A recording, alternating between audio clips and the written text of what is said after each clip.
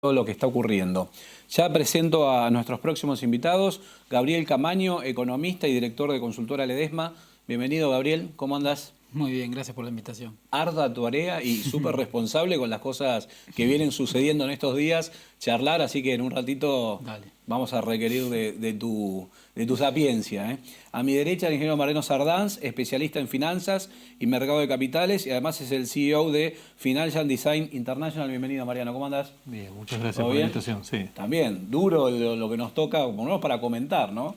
Y llevar un poco de tranquilidad o no al que está del otro lado. Totalmente. Arranco con Gabriel, nuevas medidas que ya vienen siendo aplicadas desde el gobierno, después los resultados de las PASO, con mucha sorpresa, incluso para la oposición.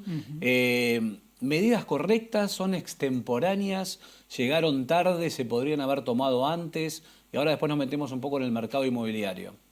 Sí, yo creo que reflejan las necesidades políticas del gobierno, dadas las restricciones presupuestarias que tiene el gobierno, tomarlas antes hubiera requerido más audacia tal vez, y ahora en el post-paso y post-efecto paso, post-impacto del shock político que implicaron las pasos en el mercado, hablar de 0,2 puntos del PIB de reasignación presupuestaria es medio como que no mueve mucho el amperímetro. Tal vez si hubiera sido antes de las pasos sí lo hubiera movido más y hubiera generado más ruido en el mercado.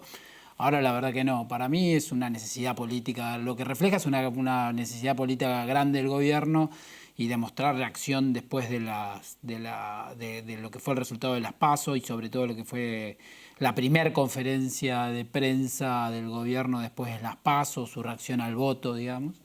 Y bueno, en cuanto a los efectos, más que nada vienen a morigerar el impacto de lo que va a implicar el shock post-PASO, digamos. Intentar amortiguar el impacto que va a sentir la gente en ingresos reales que ya venían muy golpeados. Plata para el bolsillo, básicamente, ¿no? Básicamente, sí. Y en las pymes también, porque tenemos también, digamos, una extensión o una reformulación más conveniente para las pymes de lo que era el plan de facilidad de pago de la AFIP.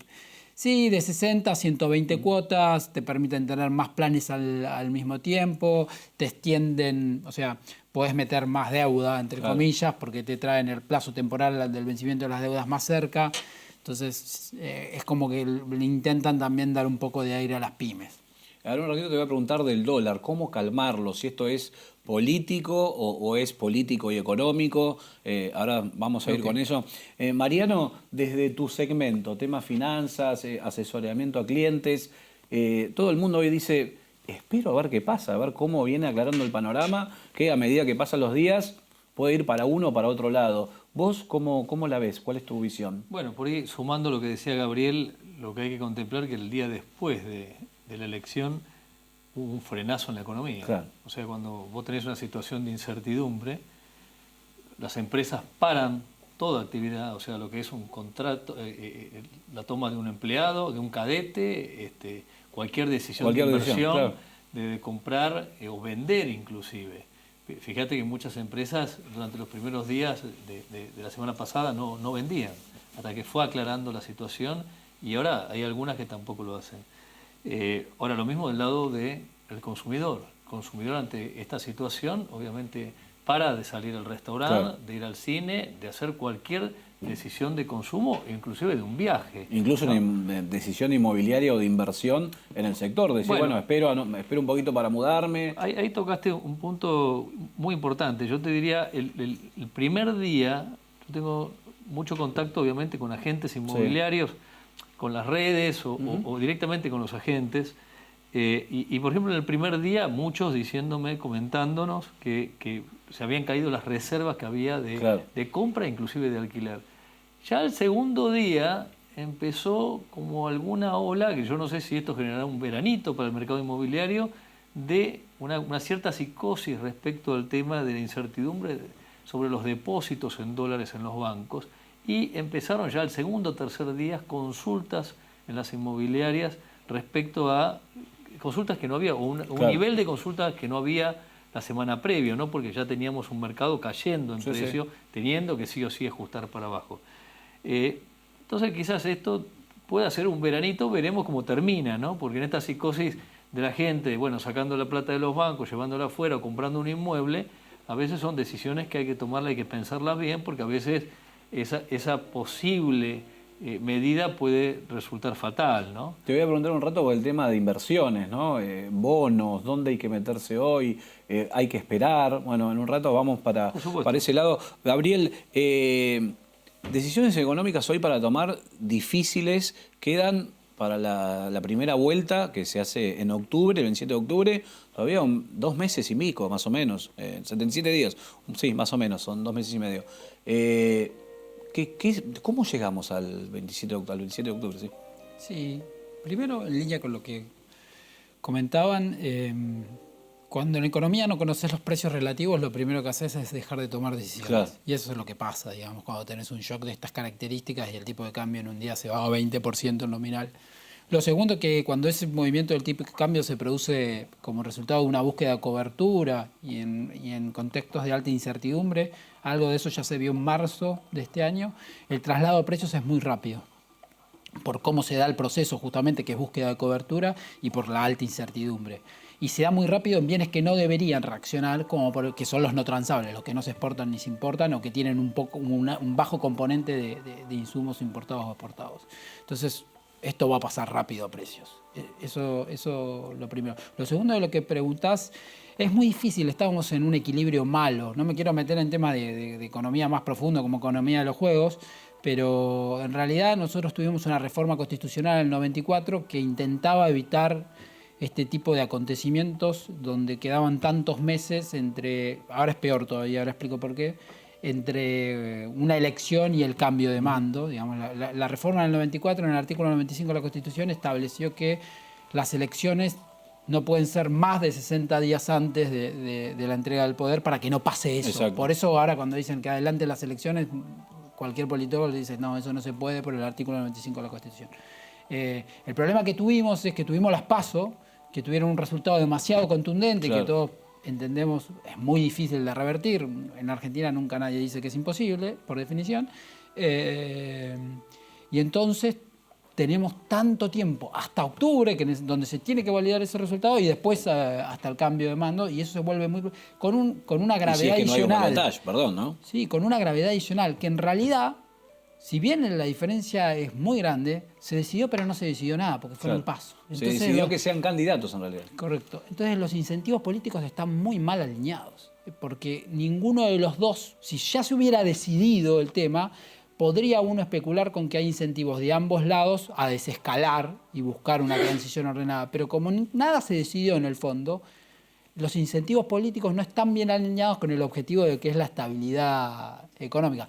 El primer discurso de Macri post-paso profundizó eso, después intentó desandar un poco eso, digamos, en los días posteriores, y es de prever que estos meses naveguemos en ese equilibrio malo, digamos. Cuando uno estudia en economía cómo se rompen esos equilibrios malos, en realidad en esos equilibrios malos, digamos, en juegos vos aprendés que esas cosas se evitan con contratos, claro, digamos. En economía, ya en macroeconomía uno diría instituciones, o sea, pero las instituciones es lo que te hace no caer en esos equilibrios. Una vez que caíste porque no tenés las instituciones, así que es de prever que esta situación complicada se sostenga. Situación complicada que puede sostenerse, decía Gabriel. Mariano, a nivel inversión, digamos, si hoy te llama alguien y dice, Mariano, tengo tanta plata, ¿dónde me tengo que meter? ¿Le decís esperá o...? Bueno, hoy el refugio, yo te diría, y es fácil hacerlo, letras del gobierno de Estados Unidos. Es el lugar donde... Lo más seguro que hay. Y el seguro, líquido, y mientras tanto esperás ver cómo termina esta historia, ¿no? El que ya está en bonos argentinos, bueno, ahí obviamente a veces nuestra postura hasta el día viernes era, si ya estás en un AO20, un A12-2 que vence en el 22, date largo, si es que no necesitas la plata antes, claro, ¿no? O sea, la consigna del bono es siempre, jamás coloques en un bono a un vencimiento superior a cuando vos necesitas el dinero, porque desde el punto de vista técnico, que el bono cuando compras caiga de precio, mientras vos sigas recolocando los intereses en el mismo bono, cuando cae de precio, para finalmente después pagarte la cantidad de nominales que compraste, pero vos vas a haber comprado nominales mucho más baratos de lo que inicialmente proyectaste, con lo cual tú tenés una tasa interna de retorno superior. hay gente que no lo entendió eso, se asustó. Hubo mucho plazo fijista que en el 2016 y 2017 compró bonos. Y viste que el plazo fijista pone 100 y el banco le dice 100, 100, 100, la website, ¿no? Dice 100, 100, 100 y finalmente el banco se puede estar quebrando, el plazo fijo te pagó 100 y más los intereses y listo. El bono te puede dar 101, 150, 99, 90. Bueno, mucho plazo fijista que le explicaron las ventajas, Sí. los pros del bono, pero no que podía rendir menos que un bono. En el momento que rindió o marcó 99, empezaron a vender y 98 y fue una catarata. Yo te diría, eso fue la sorpresa que se encontraron muchos institucionales de afuera el año pasado cuando entraron en un momento que ya pensaron que estaba hecho el ajuste del mercado de bonos argentinos y después se encontraron con una reacción de pánico de los argentinos producto de esto, ¿no? Que hay poca cultura financiera en Argentina. Lo mismo con personas que entraron en acciones. Yo conozco mucha gente que entró en acciones previendo que en los años siguientes el mercado accionario iba a tener la misma rentabilidad que en el 2016 y 2017. Y en Estados Unidos, por ejemplo, tenés, cuando uno saca la licencia, yo la saqué en el año 98 en Estados Unidos, te enseñan, por ejemplo, la regla de los 5 años. ¿Qué significa? Que vos tenés que explicarle al cliente que jamás coloques en acciones plata que vas a necesitar los próximos 5 años. Y vos fíjate, esto lo aprendí en el 98. En el 2007-2008, que fue la crisis, en menos de 5 años se recuperó el mercado. Fue una profecía autocumplida. Bueno, esa regla se sigue usando. Pero en países como en Argentina, esa regla se tiene que extender hasta 8 o 9 años. Entonces, siempre hay que advertirle a la gente, no metas en acciones plata que vas a necesitar los próximos 8 o 9 años. Eso acá no existe porque quien te asesora es un tipo que, primero, no tiene cultura financiera, segundo, es el examen de idoneidad que establece la Comisión Nacional de Valores, deja mucho que desear, muchísimo que desear. Yo soy muy crítico en ese sentido. Y si quien te asesora no entiende lo que está vendiendo, no le explica bien, no informa bien los pros y los contras, es imposible que la persona no esté preparada para ese shock y que eventualmente capitalice muchas veces de ese shock. Entonces yo lo que te diría que ha pasado, la crisis el año pasado de los bonos, fue una crisis emocional y obviamente lo que pasó el lunes, el día siguiente a las PASO, obviamente ni hablar porque bueno, fue un evento no esperado. Para nada y el precio que cayeron los bonos y las acciones era producto de que ya del domingo todos habían entrado las órdenes de vender a cualquier precio y cuando vos pones vender a cualquier precio, del otro lado, si no hay compradores, no hay bid, de lo que llama un precio de venta, te puede salir a vender a cualquier cosa, ¿no? Por eso al segundo día ya el mercado accionario estaba recuperando. Ahora el mercado de bonos es diferente, la mayoría de los bonos argentinos se operan afuera, bajo un sistema llamado over the counter, con lo cual más o menos que hay que golpear puertas para comprar y para vender. Entonces ese encolamiento de órdenes de venta tardan varios días en ejecutarse. Por eso tardó varios días hubo 2 o 3 días en la semana pasada hasta que los bonos fueron, te diría, de a poquito recuperando de a poquito o estabilizándose la caída, ¿no? Ahora vuelvo con vos y con vos, Gabriel. Algunas noticias que tienen que ver con el sector de real estate. En julio creció la encomienda de obras, aunque los encargos de arquitectura muestran una reducción en relación con el año pasado. En el bimestre junio-julio exhiben una recuperación. Sí se mide la diferencia entre un mes y otro 2019. La comparación se lleva a cabo entre los meses del bimestre del presente año con 367 encomiendas, estamos hablando de obras en Ciudad de Buenos Aires, en julio contra 300 de junio, se registra una significativa recuperación del orden del 22%, impulsada por un fuerte incremento del volumen de encomiendas para desarrollos medianos y chicos de hasta 360 metros cuadrados, de acuerdo con los registros del CEPAU, Consejo Profesional de Arquitectura y Urbanismo. Crece también la demanda de alquileres temporales, aumento de la demanda por efecto de vacaciones de invierno, anticipa el desarrollo de un negocio que empieza también a consolidarse. Si bien las búsquedas comienzan desde mayo, en junio la demanda de este tipo de propiedades registró un aumento del 27% en comparación con el mismo mes del año pasado. Son cada vez más los inversores que encuentran la oportunidad de rentar sus propiedades por tiempos ilimitados. Muchas de estas cosas que tienen que ver con el real estate se están observando en la Expo que se hace como todos los años en el Hotel Hilton. Mañana culmina la Expo Real Estate con referentes del mercado inmobiliario, economistas y políticos, así que no te lo pierdas, siempre de 10 a 20 horas. Mañana va a estar terminando la Expo Real Estate en el Hilton. Gabriel, hasta ahora el Frente de Todos ha sacado un 47%, tiene evidentemente grandes chances de poder triunfar en las próximas elecciones, habrá que ver si lo hace en primera vuelta o no. Referentes económicos de este frente, ¿cómo ves que puede ser la economía? ¿Qué deja digamos, el gobierno actual en cuanto a, van a decir, la herencia, lo que tenemos? ¿Cómo lo ves en cuanto a ese manejo de la economía desde sus referentes? Sí, todavía estamos en campaña, entonces hay cosas que no, Hay cosas que no se dicen todavía, ¿no? son mala palabra, digamos, en campaña. Por ejemplo, reformas.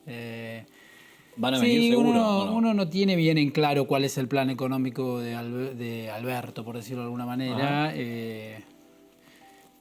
Hay muchas, pero digamos, la mayoría de las cosas que se han dicho tienen que ver más con los síntomas que con las causas. Se ha hablado mucho de la tasa de interés, mucho del tipo de cambio real, cuestiones que son bien endógenas, digamos, y que cuando se hacen argumentos del tipo de determinar ese tipo de variables, uno teme sobredosis de endogeneidad, digamos.